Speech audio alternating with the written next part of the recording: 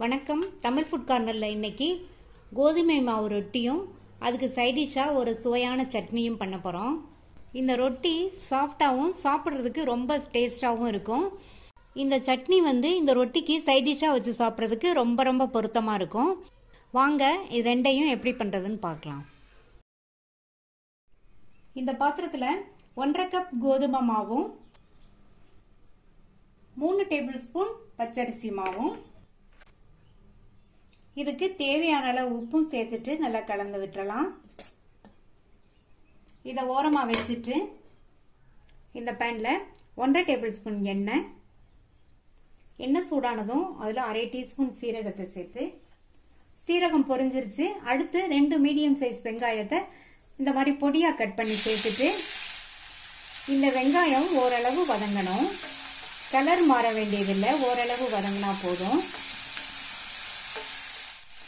சேர்த்த வெங்காயத்தை ஒரு 30 செகண்ட்ஸ்க்கு வதக்கியிருக்கேன். அடுத்து இதில் பொடியாக கட் பண்ண 2 பச்சை மிளகாய், 1/2 இன்ச் அளவுள்ள இஞ்சியை துருவி வச்சிருக்கேன். இந்த மாதிரி துருவி சேர்த்துக்கங்க, அதான் நல்லா இருக்கும். கூடவே பொடியாக கட் பண்ண கறிவேப்பிலை இலைகள் கொஞ்சம். மறுபடியும் இதை வதக்கிக்கலாம்.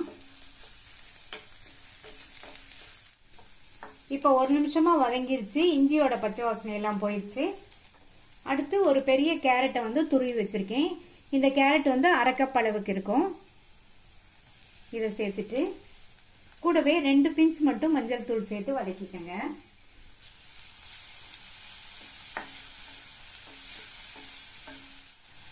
கேரட் துருவலை சேர்த்து நல்லா ஒரு தடவை வதக்கி விட்டாச்சு. இப்போ இதுக்கு தேவையான அளவு உப்பு சேர்த்துக்கலாம். உப்பு சேர்த்துட்டு ஒரு 2 நிமிஷத்துக்கு நல்லா வதக்கி விட்டுருங்க. கேரட் எல்லாம் ஓரளவு வதங்கி வந்துடும். கேரட் சேர்த்து 2 நிமிஷமா வதக்கியாச்சு. ஓரளவு வதங்கிருச்சு. ஸ்டவ் ஆஃப் பண்ணிட்டு இதை ஆற விட்டுறலாம். வதக்கி வச்சது ஆறிட்டு இருக்கட்டும். இந்த ரொட்டிக்கு அதுக்குள்ளே நம்ம ஒரு சட்னி அரைச்சிடலாம். இந்த மிக்ஸி ஜாரில் 4 டேபிள் ஸ்பூன் தேங்காய் துண்டுகள், 2 காஞ்ச மிளகாய், இது கூட சட்னிக்கு தேவையான அளவு உப்பு சேர்த்து இதில் கொஞ்சமாக தண்ணி சேர்த்து ஃபர்ஸ்ட் நல்லா அரைச்சிக்கலாம். அப்போதான் மிளகாய்லாம் நல்லா அரைப்படும். ஃபர்ஸ்ட் இந்த மாதிரி அரைச்சிட்டு அதுக்கப்புறமா நம்ம பொட்டுக்கடலை எல்லாம் சேர்த்து அரைச்சோம்னா மிளகாவுமே நல்லா அரைப்பட்டுரும். நம்மளுடைய சட்னியும் நல்லா கலர்ஃபுல்லாக இருக்கும். அடுத்து இது கூட 2 டேபிள் ஸ்பூன் பொட்டுக்கடலையும், ஒரு சின்ன பீஸ் புளி, அதுக்கப்புறமா 2 பூண்டும், சட்னிக்கு தேவையான அளவு தண்ணியும் சேர்த்து மறுபடியும் இதை அரைச்சிக்கலாம். நைஸாக அரைச்சிக்கலாம். இந்த சட்னிக்கு தண்ணி நிறைய சேர்க்காம ஓரளவு கொஞ்சம் கம்மியாகவே சேர்த்து கெட்டியாக இருக்கிற மாதிரி அரைச்சிக்கணும். அப்போதான் இந்த ரொட்டிக்கு இது சைட் டிஷ்ஷாக தொட்டு சாப்பிட்றதுக்கு நல்லா இருக்கும். அரைச்ச சட்னியை இந்த பவுலுக்கு மாற்றிடலாம். இந்த மாதிரி கன்சிஸ்டன்சியில் இருக்கிற மாதிரி அரைச்சிக்கங்க. இந்த சட்னியில் தாளிப்பு சேர்க்கறதுக்கு கொஞ்சமாக எண்ணெய் விட்டு கடுகு உளுந்து கறிவேப்பிலை போட்டு தாளிச்சிருக்கேன். தாளிப்பை இந்த சட்னியில் சேர்த்துடலாம். நம்மளுக்கு சட்னி ரெடி ஆயிடுச்சு. நம்ம வதக்கி வச்சதெல்லாம் ஆறிடுச்சு. நம்ம மிக்ஸ் பண்ணி வச்ச கோதுமை மாவு அரிசி மாவோட இதை சேர்த்துக்கலாம். இது கூட 1/4 டீஸ்பூன் மிளகாத்தூள். நம்ம பச்சை மிளகாலாம் சேர்த்துருக்கிறதுனால மிளகாத்தூள் இந்த அளவு போதும். நீங்கள் தேவைப்பட்டா கூட கொஞ்சம் சேர்த்துக்கங்க. அடுத்து இது கூட 1-2 பொடிச்ச வறுத்த வேர்க்கடலை, இதை 2 டேபிள் ஸ்பூன் இதில் சேர்த்துக்கலாம். இந்த மாதிரி இதை சேர்த்து நம்ம ரொட்டி பண்ணோம்னா டேஸ்ட் ரொம்ப சூப்பராக இருக்கும். அடுத்து பொடியாக கட் பண்ண கொத்தமல்லி இலைகள். இப்போ எல்லாத்தையும் நல்லா ஒன்றா மிக்ஸ் பண்ணிக்கலாம்.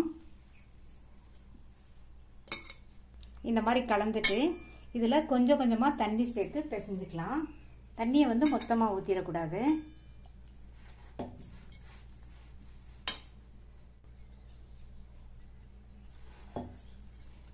மாவு பார்த்தீங்கன்னா நம்ம சப்பாத்தியெல்லாம் தேய்ப்போம் இல்லையா, அந்த மாதிரி பிசையக்கூடாது. சப்பாத்தி மாவோட தளர்வாக இருக்கணும். அந்த அளவுக்கு நம்ம மாவை பிசைஞ்சுக்கணும்.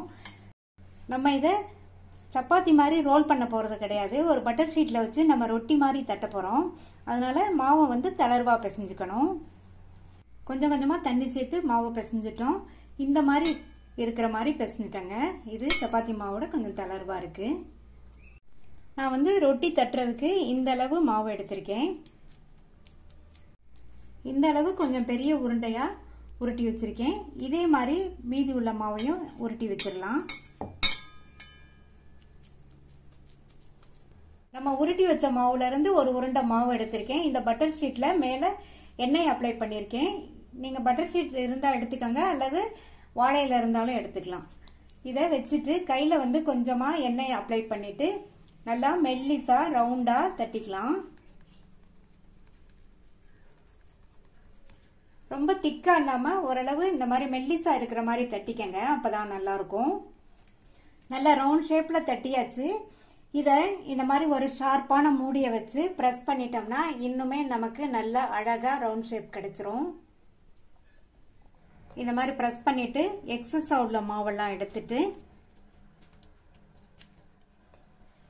மெதுவா மூடி எடுத்துட்டோம்னா நமக்கு அழகான ரவுண்ட் ஷேப் கிடைச்சிரும். இதே மாதிரி எல்லாத்தையும் தட்டி தட்டி தோசைக்கல்ல போட்டு எடுத்துடலாம். தோசைக்கல் போட்டு சூடாயிடுச்சு. இதுல லைட்டா இந்த மாதிரி எண்ணெய் அப்ளை பண்ணிட்டு நம்ம தட்டின ரொட்டிய பேப்பரோடைய தோசைக்கல் மேல வச்சிடலாம். வச்சுட்டு நம்ம அப்படியே எடுத்துட்டோம்னா நல்லா ஈஸியா ஒட்டாம வந்துடும்.